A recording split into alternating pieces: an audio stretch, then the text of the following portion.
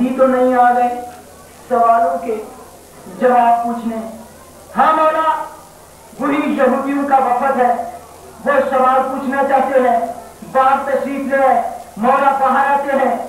یہودیوں نے کہا یہ ماجرا ہے جناب کہ ہم نے رسول کا اصلی جانشین ڈھونڈا ہے، لیکن اس کی دلیل ہمیں ملنی یہ چاہیے کہ یہ سوالوں کے جواب صحیح اگر بتا دیے تو وہی رسول کا اصلی جانشین ہے۔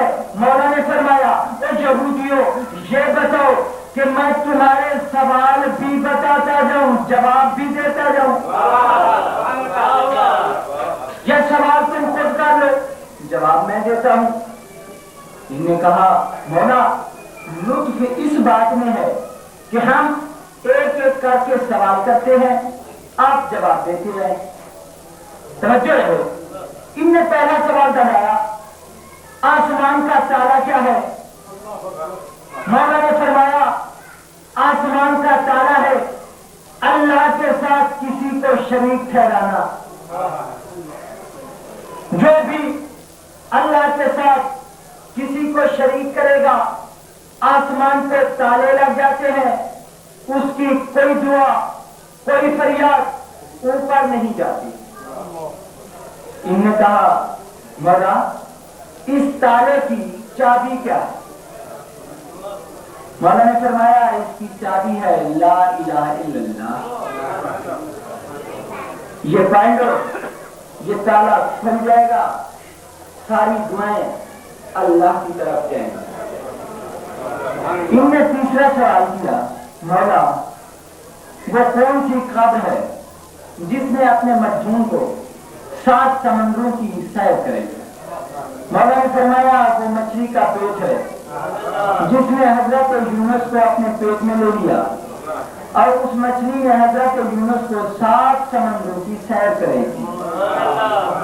انہوں نے سوال کیا مولا یہ مینڈک بولتا ہے یہ کیا کہتا ہے؟ مولا نے فرمایا یہ اللہ کی تسبیح بیان کرتا ہے، یہ کہتا ہے یا اللہ سبحان تیری قدرت۔ انہوں نے کہا یا علی یہ گدا ہنگتا ہے تو کیا کہتا ہے؟ مولا نے فرمایا یہ کہتا ہے عشر لینے والے پہ خدا کی لعنت ہو۔ ان نے آخری سوال کیا مولا یہ کبوتر بولتا ہے یہ کیا کہتا ہے؟ تو اس وقت میرے مولا نے فرمایا ان نے ایک اور سوال بھی کیا کہ اللہ نے اس کبوتر کو پیدا کیوں کیا؟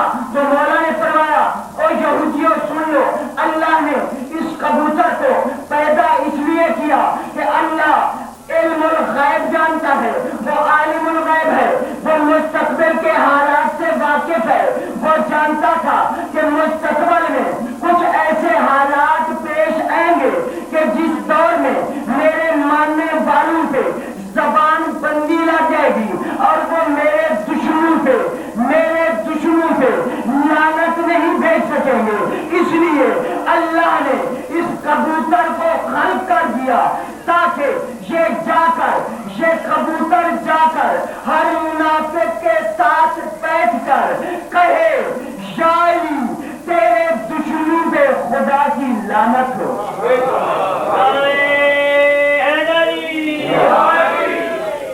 یہ کبوتر کہے یا علی تیرے دشمنوں پہ خدا کی لعنت ہو۔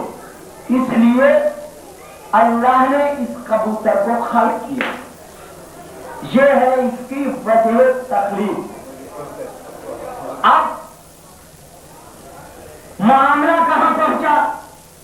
تمام یہودی مولا کے قدموں پہ گر گئے، کلمہ پڑھا، مسلمان ہو گئے، اور ساتھ یہ بھی کہا کہ تم بھی سچا، جس کا تو جانشین ہے وہ بھی سچا۔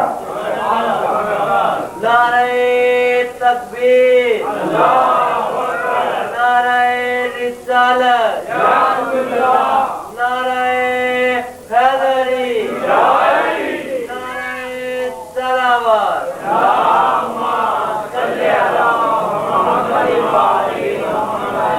اب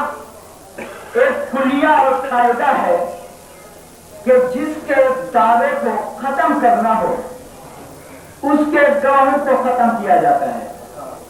قبلہ توجہ ہے. کوئی ایڈوکیٹ بیٹھا ہے تو وہ جانتا ہے اس کے پاس کوئی کیس آ جائے تو وہ یہی مشورہ دے گا کہ یا تو گواہوں کو خرید لو، پیسوں سے خرید لو، یا ان کو بالکل ختم کر دو، ان کی زندگی لے لو. اب رسالت کو ختم کرنے کے لیے گواہوں کو ختم کرنا پڑا. ختم کرنے کے لیے منصوبے بھی بنائے گئے. اللہ کو تو ختم کر نہیں سکتے تھے کیونکہ اللہ کے مقابلے میں فرعون آیا، واصل جہنم ہو گیا. نمرود آیا، واصل جہنم ہو گیا. جتنے بھی آئے خدائی دعویٰ کرنے والے سارے کے سارے واصل جہنم ہو گئے. لیکن اب ان نے ایک پروپیگنڈا بنایا کہ علی کو ختم کرو. اگر علی کو ختم کر لیا تو رسالت ختم ہو جائے گی.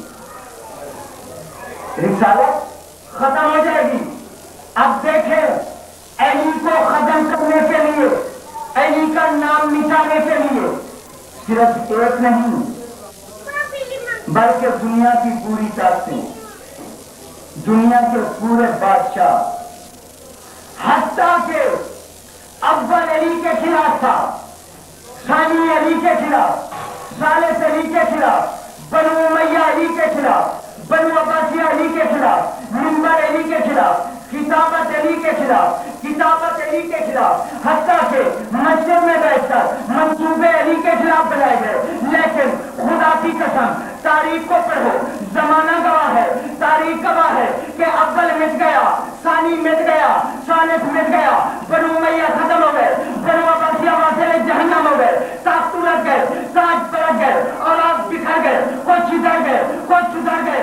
اے علی کو مٹانے والے سب مٹ گئے، لیکن میرا علی کل بھی علی تھا، آج بھی علی ہے.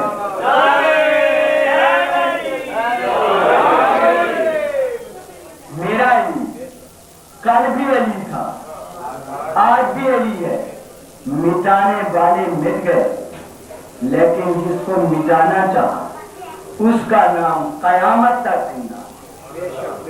تو عزیزان محترم، کافی ٹائم لے لیا میں نے آپ کا.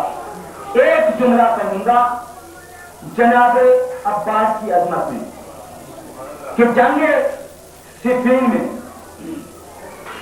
ماشاءاللہ تاریخ سے آپ واقف ہیں، مولا نے پانی کی وجہ سے دریائے فرات پہ اس وقت بھی معاویہ کی فوجوں نے قبضہ کر لیا اور پانی بند کر دیا مولا کی فوجوں سے. مولا نے فرمایا امام حسین علیہ السلام سے کہ یہ دریائے فرات پہ جو قبضہ ہے نا اس کو ختم کرو. مولا کی کمانڈ میں، مولا کے زیر قیادت جناب عباس تھے. جناب عباس کو بھیجا گیا میدان میں جا کے. اس وقت جناب کی عمر جو ہے وہ 12 سال. بھیجا جناب عباس میدان میں آ کے پکارا، آؤ میرے مقابلے میں. کوئی آنے کو تیار ہی نہیں. یہ ہے عباس، کوئی بھی آنے کو تیار نہیں. معاویہ نے کہا بھائی جاؤ اس کے مقابلے میں. ہر کوئی کہتا ہے کہ مبیا، کوئی کہتا ہے کہ یہ خود آیا ہے، کوئی کہتا ہے کہ محمد انبیاء ہے، کوئی کہتا ہے نہیں یہ کوئی فرشتہ ہے. توجہ چاہوں گا. کوئی کہتا ہے یہ فرشتہ ہے، کوئی کہتا ہے نہیں یہ علی خود ہے، کوئی کہتا ہے نہیں یہ محمد انبیاء ہے. معاویہ نے کہا جو بھی ہے تم جاؤ اس کے مقابلے میں. کوئی جانے کے لیے تیار نہیں. اب اس نے ایک بہت بڑے پہلوان کو بلوایا جس کا نام ہے ابن شاہ. اس کو بلوا کے اس سے کہا تم بڑے پہلوان ہو. اور اس کی پہلوانی یہ تھی کہ 10,000 آدمی کے ساتھ اکیلا لڑتا تھا. کہتا 10,000 آدمیوں کے ساتھ یہ اکیلا لڑتا تھا. اس کو بلایا، جاؤ اس جوان کے مقابلے میں۔ اس نے کہا یہ 12 سال کا بچہ ہے، میں اس کے مقابلے میں کیسے جاؤں؟ میں تو 10,000 آدمیوں سے لڑتا ہوں۔ اس نے کہا کوئی بھی اس کے مقابلے میں جانے کے لیے تیار نہیں، کسی نے آخر جانا تو ہے۔ اس نے کہا ٹھیک ہے، میں خود نہیں جاتا، میں اپنے سب سے چھوٹے بیٹے کو بھیجتا ہوں۔ اس نے اپنے بیٹے کو بلایا، کہا جاؤ اور اس کا ساتھ لے کے آؤ۔ یہ آیا، جناب عباس جہاں کھڑے تھے بالکل ادھر ادھر نہیں ملے، ادھر ہی وار کیا، واصل جہنم کیا اس کو۔ اس نے دوسرے بیٹے کو بھیجا، اس کو بھی واصل جہنم کیا۔ تیسرے کو بھیجا، وہ بھی پنار ہوا۔ چوتھے کو بھیجا، پانچویں کو بھیجا، حتیٰ کہ 7 بیٹے تھے اس کے، 7 کے ساتھ واصل جہنم ہو گئے۔ اب یہ غصے میں خود گھوڑے پہ سوار ہوا، خود آیا، دیکھ کے کیسا ہے، اتنی بہادر، اتنی شجاع کہ میرے 7 بیٹوں کو قتل کر دیا، میں خود جاتا ہوں، دیکھتا ہوں۔ یہ خود مقابلے میں آیا، جناب عباس نے وار کیا، گھوڑے کی سینگ تک اس کے 2 ٹکڑے ہو گئے، اس کے 2 ٹکڑے ہو گئے۔ جملہ جو میں ابھی کہنے ہیں وہ سننا ہے آپ نے، 2 ٹکڑے ہو گئے۔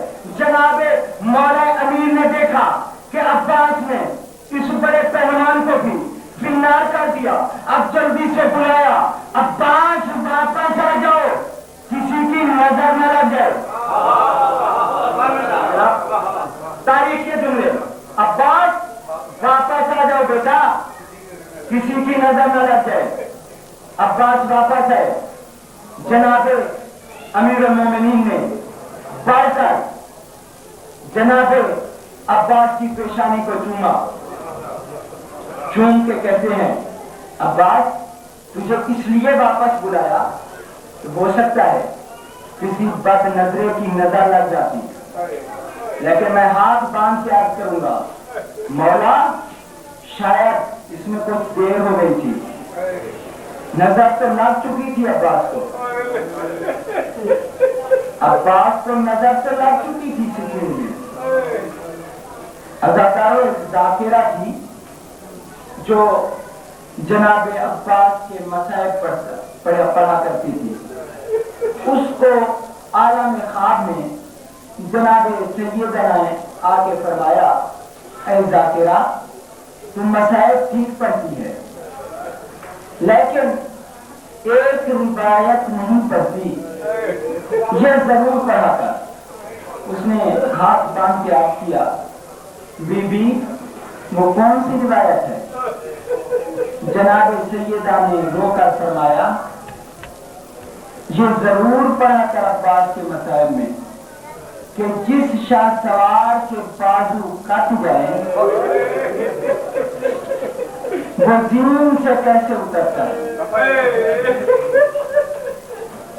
جس شاہ سوار کے بازو نہ ہوں وہ زمین سے کیسے اترتا ہے۔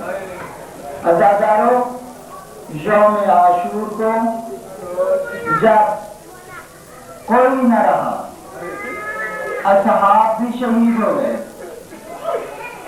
بنی ہاشم بھی شہید ہو گئے، اکیلے عباس ہیں یا حسین ہیں یا ایک چھوٹا مجاہد ہے جس کا نام ہے علی اصغر، پیاس سے تڑپ رہا ہے۔ جناب عباس نے دیکھا کہ بچوں کو بہت زیادہ پیاس لگی ہوئی ہے، مولا حسین کے پاس ہے، آ کے عرض کرتے ہیں مولا مجھے اتنی اجازت دے دیں کہ میں بچوں کے لیے پانی لے لوں۔ مولا نے فرمایا عباس تجھے معلوم ہے تو میری فوج کا سپہ سالار ہے، تو علم بردار ہے۔ اب عباس نے رو کے عرض کیا مولا وہ فوج کہاں ہے جس کا میں سپہ سالار ہوں؟ جس کا میں علمبردار ہوں وہ فوج کہاں ہے؟ مولا نے فرمایا عباس میں تجھے اجازت نہیں دے سکتا، تجھے معلوم ہے کہ میں مدینے سے مسورات کو لے کے چلا صرف تیرے آسرے سے، تیرا آسرا تھا میں لے کے چلا۔ عزادارو جناب عباس خیمے میں آئے، آ کے رونے لگے۔ جناب سکینہ نے دیکھا کہ میرا چچا رو رہے ہیں، ساتھ ہی آ کے عرض کیا چچا جان کیوں رو رہے ہو؟ جناب عباس نے فرمایا سکینہ دیکھ تیرا بھائی پیاسا ہے، اصغر پیاسا ہے، سارے بچے پیاسے ہیں، مجھے اجازت نہیں مل رہی، اگر اجازت مل جائے تو میں پانی لے آؤں۔ جناب سکینہ نے کہا چچا چلیں، میں ساتھ چلتی ہوں۔ اب دونوں چچا بھتیجی چلے۔ جناب حسین نے دیکھا کہ سکینہ بھی ساتھ آ رہی ہے۔ اب جناب سکینہ نے آ کے کہا بابا جان اصغر بہت پیاسا ہے، میرے چچا کو اجازت دیجیے نا کہ یہ پانی لے آئے۔ اب امام حسین نے فرمایا سکینہ سوچ لے، روکتا جملہ کہا میرے امام نے، سکینہ سوچ لے، آج تو جسے بھیج رہی ہے نا، کل شام غریباں کو جب تماچے پڑیں گے تو اسی عباس کو یاد کرو گی۔ عزادارو اجازت ملی، جناب عباس جناب زینب کے خیمے میں آئے، آ کے کہا بہن زینب میں پانی لینے جا رہا ہوں۔ جناب زینب نے فرمایا عباس مجھے بابا کی ایک حدیث یاد آ گئی ہے، وہ سن لو۔ ہاں بہن سنا دو۔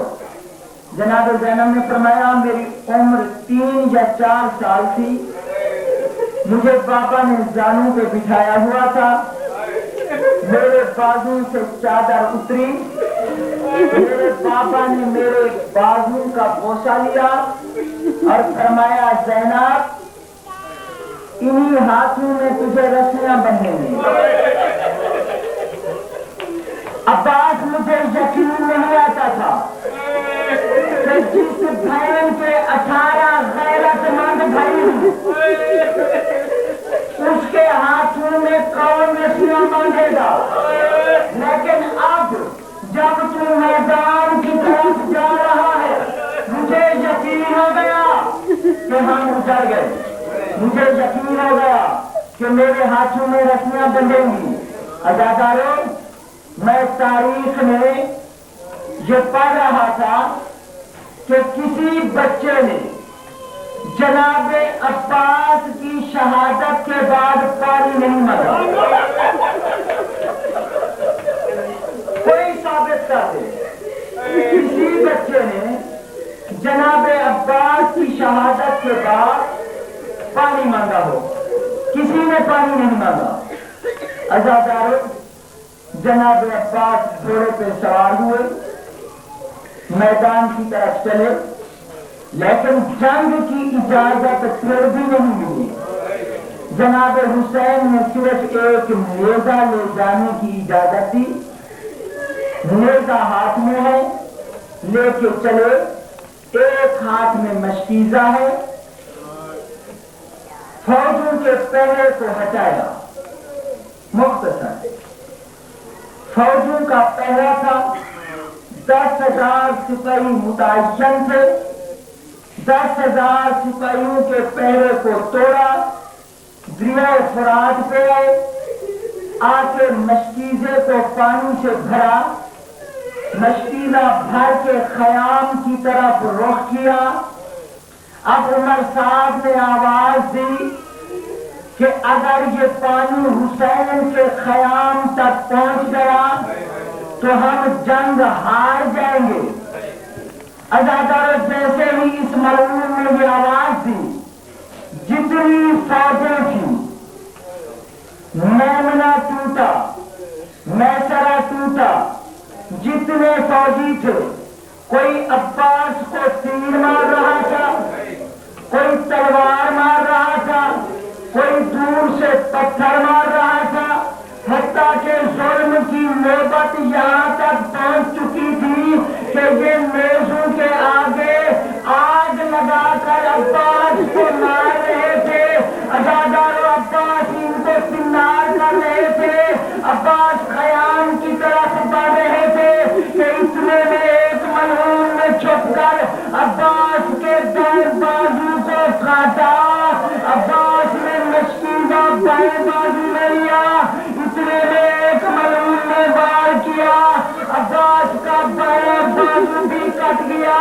مشکیزے کو زمین پہ رکھ کے اوپر اپنا سینہ تانا، اتنے میں دیکھا کہ ایک تیر لگا مشکیزے میں، پانی زمین پہ بہ گیا، ازادارو یہ پانی نہیں بہ رہا تھا بلکہ عباس کی آنچ پہ پانی گر گیا، اتنے میں ایک ملعون نے وار کیا جو عباس کی پیشانی پہ تیر لگا، عباس گھوڑے پہ سنبھل نہ سکے، اتنے میں ایک ملعون نے عباس کے سر میں برگ مارا، عباس کا سر پھٹ گیا، آواز دی السلام علیکم یا ابا عبداللہ، مولا حسین میری مدد کو پہنچو، جب یہ آواز حسین نے سنی کمر پہ ہاتھ رکھا، آواز دے کے کہتے ہیں میری کمر ٹوٹ گئی،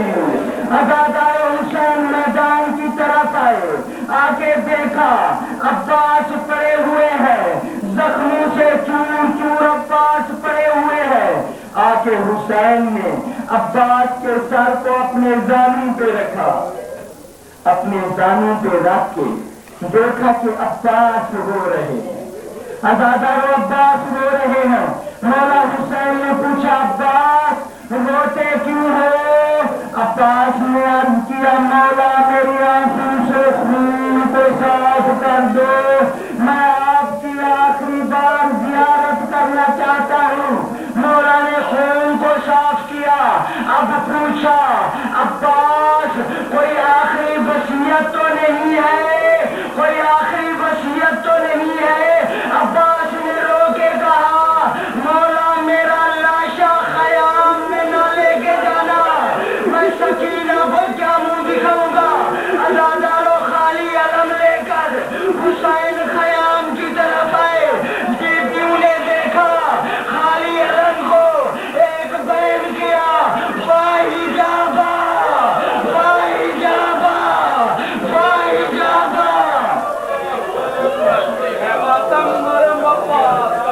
ہو گیا مرنا ستم عباس کا، ہو گیا مرنا ستم عباس کا، ہو گیا مرنا ستم عباس کا، ہو گیا مرنا ستم عباس کا،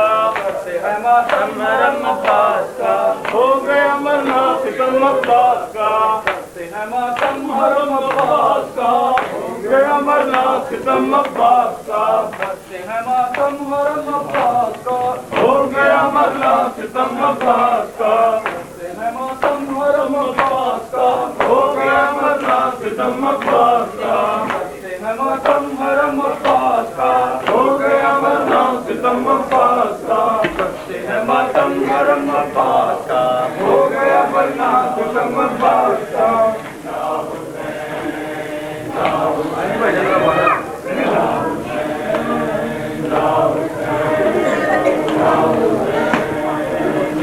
پہ سجدے کی انتہا دیکھی سلگتی ریت پہ سجدے کی انتہا دیکھی سلگتی ریت پہ سجدے کی انتہا دیکھی سلگتی ریت پہ سجدے کی انتہا دیکھی سلگتی ریت پہ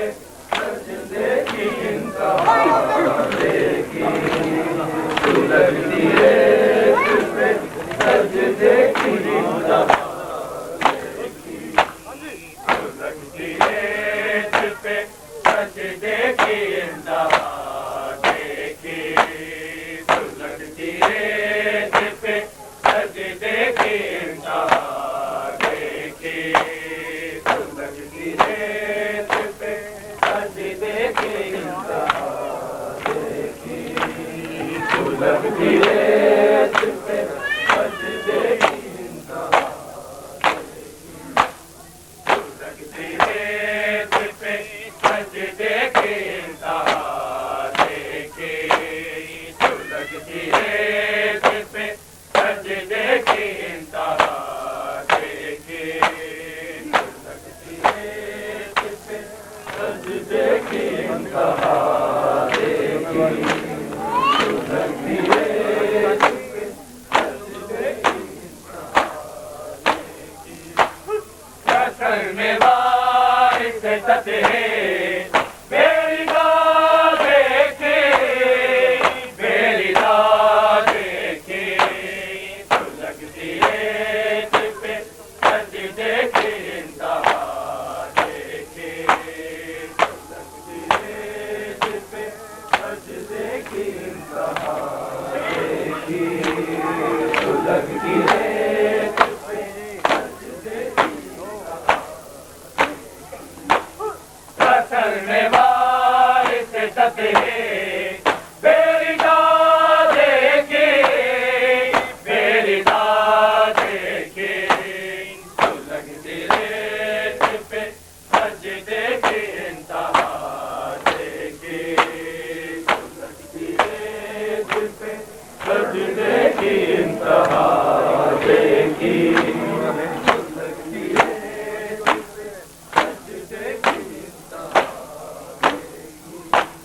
کسر میں وارث تتہے میری داد دیکھے میری داد دیکھے سلگتی ریت پہ سجدے کی انتہا دیکھے سلگتی ریت پہ سجدے کی انتہا دیکھی سلگتی ریت پہ سجدے کی انتہا دیکھی سلگتی ریت پہ سجدے کی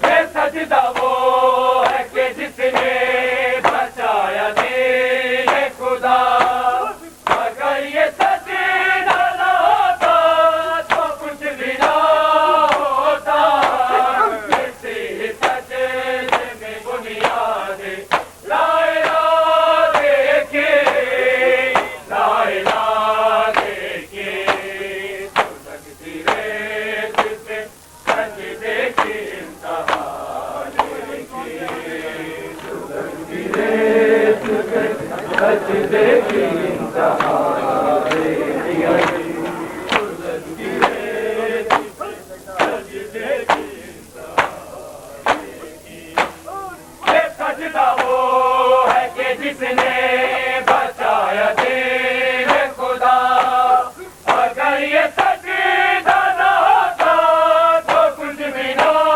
ہوتا اسی سجدے میں بنیاد لا الہ دیکھے لا الہ دیکھے سلگتی ریت پہ سجدے کی انتہا دیکھی سلگتی ریت پہ سجدے کی انتہا دیکھی سلگتی